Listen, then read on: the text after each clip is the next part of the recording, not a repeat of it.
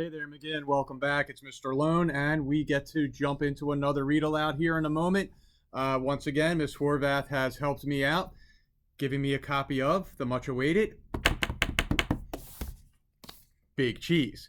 This is the latest of Jory John's entries into the terrific series that has the sour grape, the bad seed, the couch potato, all of these books with a pretty good message inside of them, entertaining, gripping, exactly what we want from a picture book that's going to entertain us and also give us a little bit of an inspiration. So here we go with Jory Johns and Pete Oswald's The Big Cheese.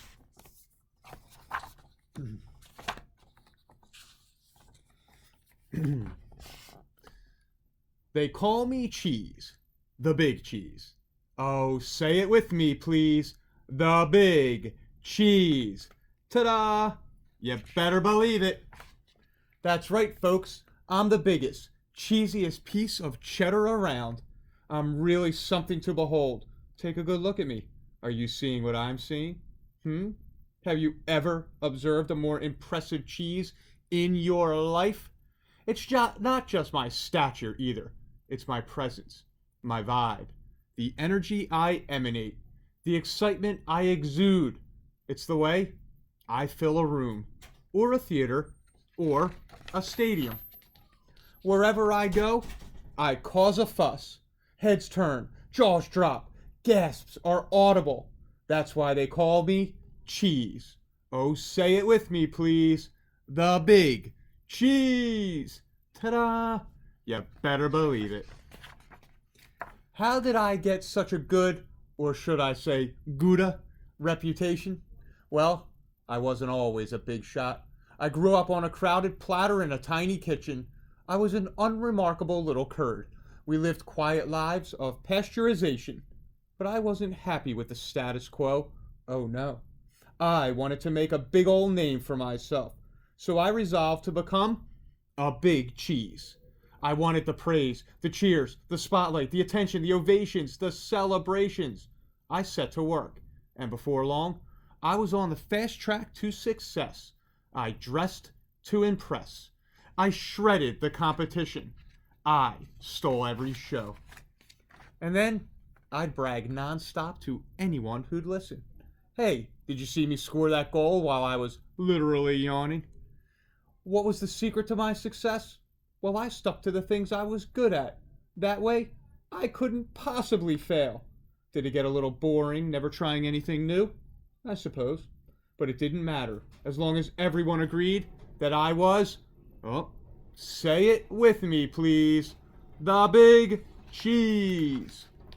But then, one fateful day, I met Wedge. He was new in town, and he seemed to be my exact opposite in every way. He was quiet, I was loud. He was shy, I was bold. While I dominated conversations, he kept to himself. I didn't pay him much attention at first, because why would I? I was too preoccupied with being the center of my universe. But then, without warning, everything changed. Here's what happened. Every summer, our tiny village staged an all-day cheese cathlon. Guess who had first-place trophies from the last 6 years? Oh, say it with me, please. The Big Cheese. And you'd better believe it. This year's opening ceremony started at 5 a.m. sharp. I was fully primed and prepared to prevail. First up was a foot race, and I zipped into the lead. Within seconds, though, there was someone on my heels. I could hear his breath, the pitter-patter of his agile feet. It was Wedge. I could not believe it. Oh, he was fast. Not just fast, but skilled. Disciplined. He paced himself. We were neck and neck for most of the race, but when I slipped on a rogue pebble, Wedge swerved, sped up, and beat me by a nose. A cheese nose.